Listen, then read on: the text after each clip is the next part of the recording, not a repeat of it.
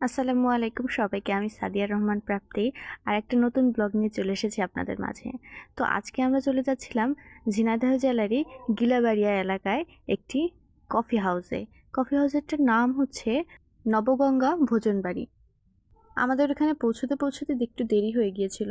ভেবেছিলাম সূর্যাস্তটা ওখানে গিয়ে দেখব, কিন্তু দুঃখের বিষয় ব্রিজের উপর থেকে সূর্যাস্তটা দেখার সৌভাগ্য আমাদের হলো না। যতই শহরের কোলাহল থেকে দূরে চলে যেতে চাই, সেই কোলাহল আমাদের পিছু ছাড়ে না। দেখুন এখানে কত মানুষ। ভেবেছিলাম যে একটু নিরিবিলি একটু ফাঁকা থাকবে, কিন্তু আমরা গিয়েছিলাম শুক্রবারে, তো সেজন্য কোনো ফাঁকা ছিল না, একদম লোকে পরিপূর্ণ ছিল। তো ব্রিজের উপর থেকে আমরা মনোরম দৃশ্যটাকে উপভোগ করে নিচে চলে যাচ্ছি আসল সৌন্দর্যটা উপভোগ করার জন্য।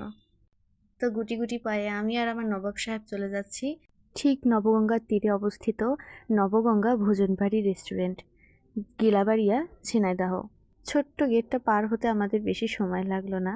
তো ভিতরে চলে আসলাম। এদিকে দুঃখের বিষয় এটা ছিল যে একটা বসার জায়গাও ফাঁকা ছিল না আমাদের জন্য। এদিকে আমার নবাব ঘুরে ঘুরে দেখছে যে কোথায় বসতে দেবে আমাকে, কিন্তু বসার জায়গা একটাও ফাঁকা নাই।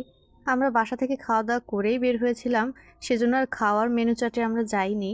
তো এদিকে বসার জায়গাও ছিল না, সাথে বেলাটাও চলে যাচ্ছিল, ছবি তোলার কোনো অপশন পাচ্ছিলাম না।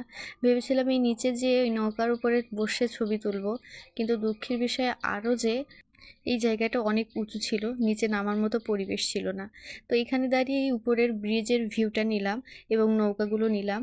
তারপরে ঘুরতে ঘুরতে আর একটা সুন্দর ভিউ নিয়ে বাসার উদ্দেশ্যে রওনা দিলাম। যারা জীবনের সকল কর্মব্যস্ততাকে পিছনে ফেলে একটা নিরিবিলি মনোরম পরিবেশ খুঁজে, তাদের জন্য এই জায়গাটা আসলে অনেক সুন্দর। তো আমাদের হাতে বেশি সময় ছিল না, আমাদের আর এক জায়গায় যাওয়ার কথা ছিল। তো এই জন্য যেভাবে প্রবেশ করেছিলাম সেভাবে প্রস্থান করলাম। তো এখান থেকে ভিউটা এত সুন্দর আসছিল এই গাছটার। তারপর আমাদের ফটো সেশন করে ভিডিও করে আমরা বাসার উদ্দেশ্যে রওনা দিলাম। তো আজকের ভিডিওতে এইটুকুই। দেখা হবে নেক্সট কোনো ভিডিওতে। সবাইকে আল্লাহ হাফেজ।